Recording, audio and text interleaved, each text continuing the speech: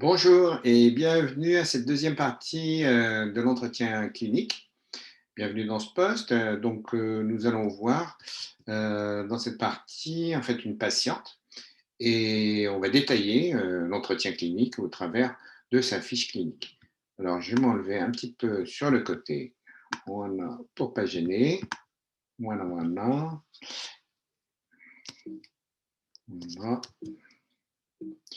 Et si ça va bien fonctionner. Alors ça, c'est la fiche qu'on a présentée la fois dernière, hein, c'est une fiche clinique. Donc, cette fiche clinique va être à remplir avec différents, vous voyez, différents chapitres, hein, motif de la consultation, on va localiser la douleur, on va faire des échelles, on aura des échelles visuelles analogiques, sur lesquelles on va noter différentes douleurs. On fera une analyse fonctionnelle de la douleur, on verra comment, hein, plus clairement avec la patient. On fera un diagnostic différentiel, on verra les causes qu'on appelle les comorbidités de santé générale et à quoi ça correspond, et on fera dans son environnement en fait les facteurs, éventuellement les facteurs de stress. Donc il s'agit d'un entretien, donc en fait le patient est accueilli dans le cabinet.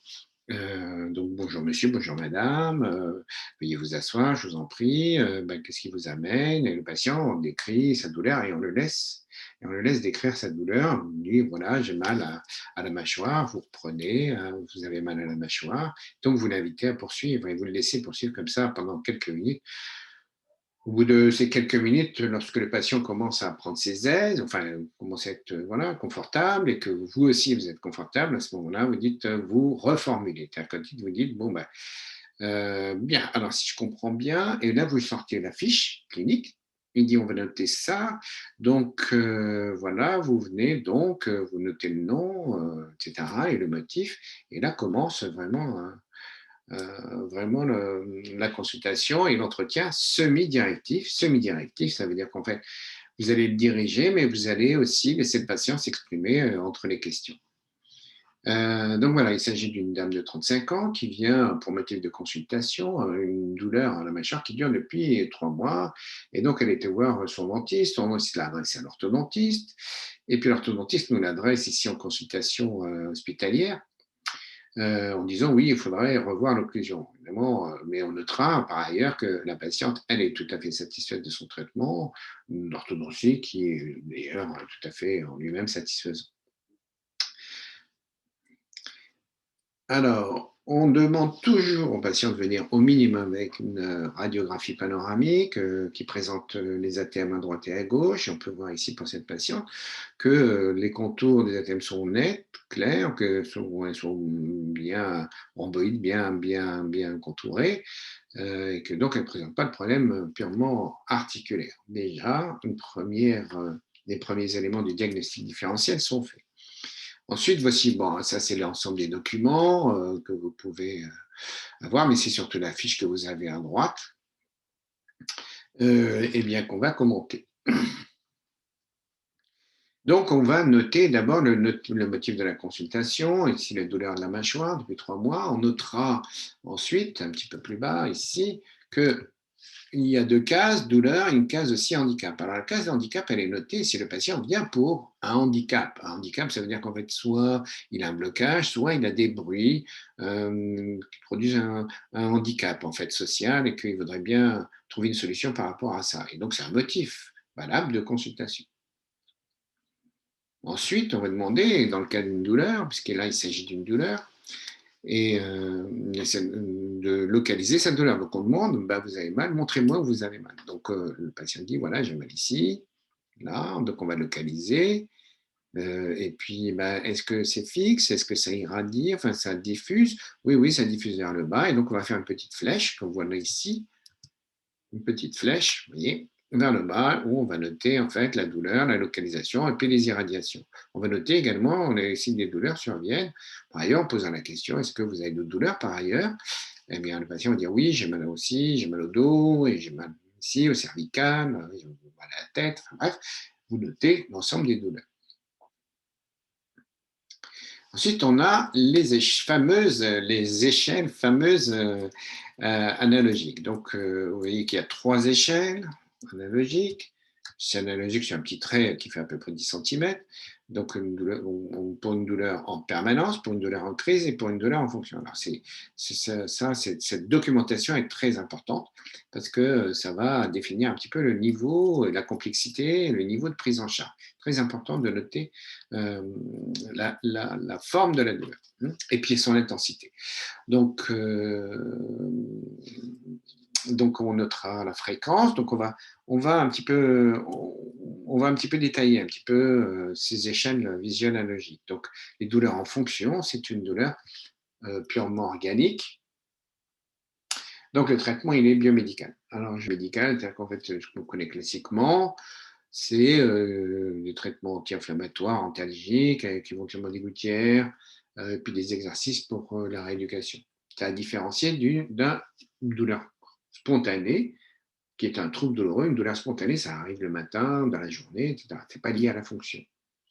Et donc, c'est lié à un stress, c'est lié à un état de tension, peut-être un clenching, un serrement dentaire qui l'accompagne, ce qui peut être l'explication, mais pas seulement. Et donc, il y a un facteur de stress qu'il va falloir prendre en charge si on veut vraiment avoir un traitement qui soit complet. Et puis, on aura aussi le patient qui peut présenter une douleur permanente. Alors, une douleur permanente, le patient en général dit oui, oui, je sens la douleur, oui, tout le temps, je sens tout le temps la douleur, elle est tout le temps là, présente. Enfin, c'est comme un fond douloureux. En général, c'est ça le discours.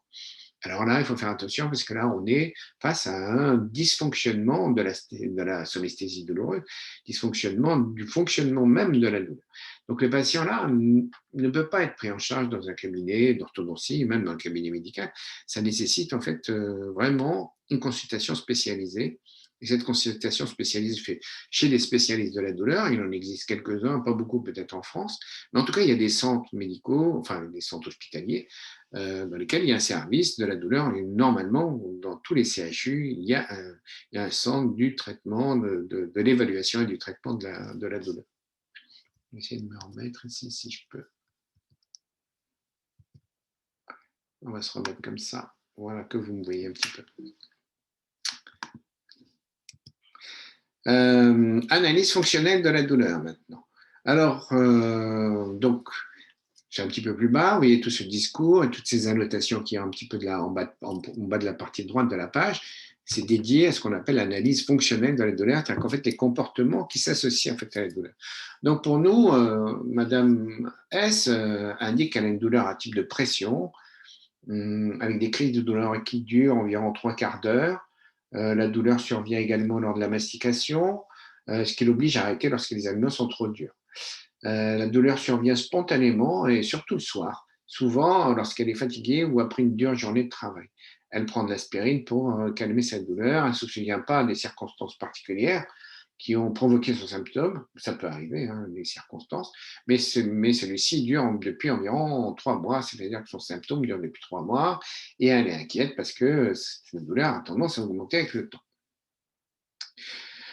Donc, dans le détail de cette analyse fonctionnelle, on voit qu'il y a 6 questions qu'il faut poser. Donc, la qualité, ici, la durée en rapport avec, modifié par, ce que fait le patient pour modifier, les circonstances de début et les autodoléances. Alors, dans la qualité, c'est le diagnostic, là. C'est-à-dire qu'en fait, on va différencier une douleur en pression d'une douleur fulgurante, par exemple, comme une neuropathie, une douleur pulsatile, comme une algie vasculaire, par exemple. Et donc, ça va donner. Et puis, on va faire attention aux qualificatifs aussi. C'est-à-dire qu'en fait, il y a une différence entre le patient qui vous dit j'ai une douleur, ça me serre, ouais, ou une douleur qui vous dit ça m'écrase, c'est un étau.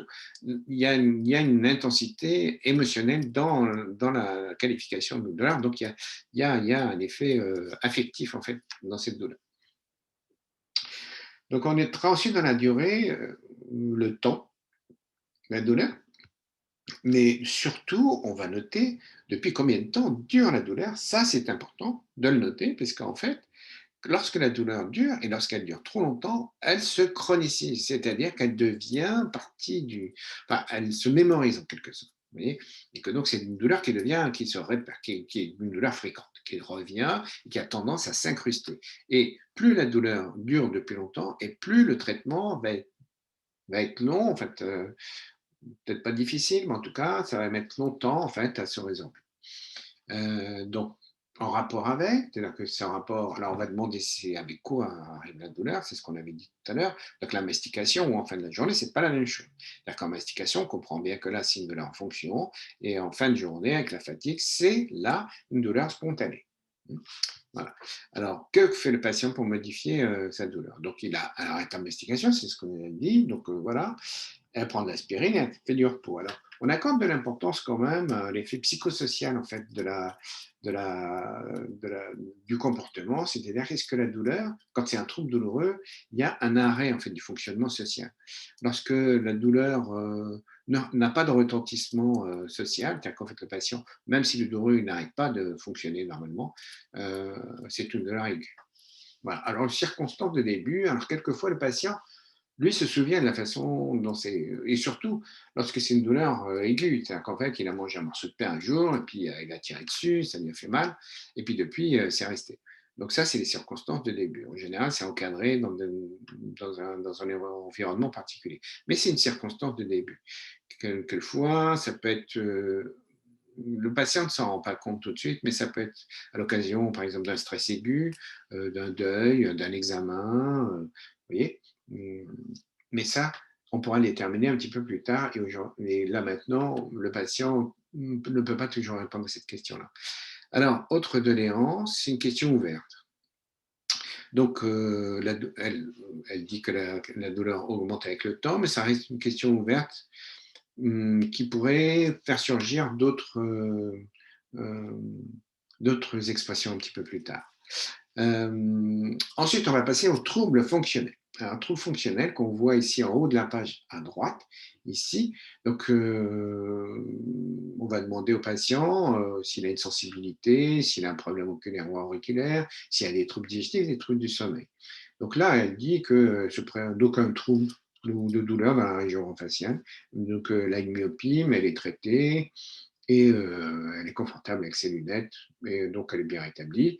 Elle n'a pas de problème d'alimentation ni de digestion, mais qu'elle a un sommeil perturbé. Elle se réveille plusieurs fois dans la nuit, et ça depuis quelques mois. Alors, les commentaires, c'est que donc la sensibilité faciale au buccal, c'est un diagnostic différentiel d'une douleur non empathique. C'est-à-dire qu'en fait, une douleur non empathique s'accompagne surtout, enfin souvent, enfin, de, comment d'un défaut de sensibilité par excès ou par défaut, comme des trigger zones, par exemple, des zones déclencheuses, de la sensibilité. Donc, on va demander effectivement s'il y a un trouble de la sensibilité qui va nous orienter sur une origine neuropathique de la douleur. Alors, les troubles oculaires et auriculaires, c'est les loges en fait qui sont à côté, qui peuvent provoquer des douleurs qu'on dit référées. Donc, c'est toujours intéressant de savoir si par ailleurs, du point de vue de la santé et de toutes les loges anatomiques qui sont connexes, si tout se passe bien, il n'y a pas de problème de santé particulière, enfin de médicale particulière à ce niveau-là. Et les troubles digestifs et les troubles du sommeil sont des troubles qui sont physiologiques, qui sont liés, qui sont vraiment des troubles fonctionnels, qui sont liés à l'état de stress. Et en particulier le sommeil. Et là, ça veut dire que le patient est dans un état de stress. Alors la question qu'il faut poser, là, c'est un élément de langage. Et savez-vous la cause de votre insomnie? C'est important parce qu'on va arriver ensuite à une évaluation un petit peu de l'environnement. Et cette question va inciter le patient en fait à répondre à ces questions de l'environnement. Donc dans l'environnement, ici, donc on lui pose la question évidemment, et donc la patiente, elle pense que sa fatigue et les troubles du sommeil sont liés à une surcharge familiale. Et elle nous explique qu'elle vit avec son mari et dans un appartement de 2 pièces, que son mari depuis bon, pas très longtemps, et depuis 6 mois, elle accueille ses parents et son logement, et qu'il n'y a pas de solution pour l'instant. Et elle se sent trop fatiguée pour poursuivre ses activités sportives, principalement à la piscine. Donc vous voyez, dans l'environnement, ici on va demander comment se passe l'environnement familial. Donc spontanément, elle va nous le dire, puisque là c'est son souci principal, c'est ça.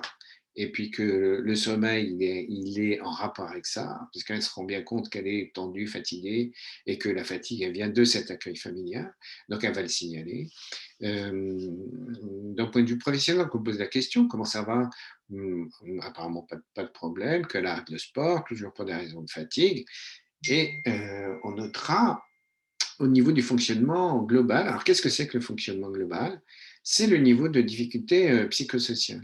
Et on sait que le symptôme, on sait, les études le montrent, que les symptômes sont corrélés au fonctionnement global. Le fonctionnement global, c'est le niveau de difficulté, ou de pas de difficulté d'ailleurs, mais le niveau de difficulté. Et quand on met négatif, ça veut dire que le fonctionnement global est en train de se détériorer et que il est urgent d'agir, il est urgent que la patiente prenne conscience, en fait, des éléments de son environnement, que la douleur, ce qu'on veut lui expliquer, c'est que sa douleur, c'est une espèce de signe du corps, un signe physiologique, qu'en fait, d'un niveau de difficulté, mais que nous, on va certainement la protéger du point de vue de son articulation, de sa mâchoire, mais qu'il va falloir faire quelque chose du point de vue de son environnement, de trouver une solution et en tout cas de commencer à gérer le stress, même si la solution factuelle n'est pas résolue immédiatement, mais commencer à prendre en charge en fait ces éléments de stress. Et pour ça, on va donner un livret d'éducation thérapeutique qu'on peut voir ici sur la droite. C'est le livret qu'on donne à l'hôpital, mais que vous pouvez télécharger gratuitement sur le site atm-guide.com et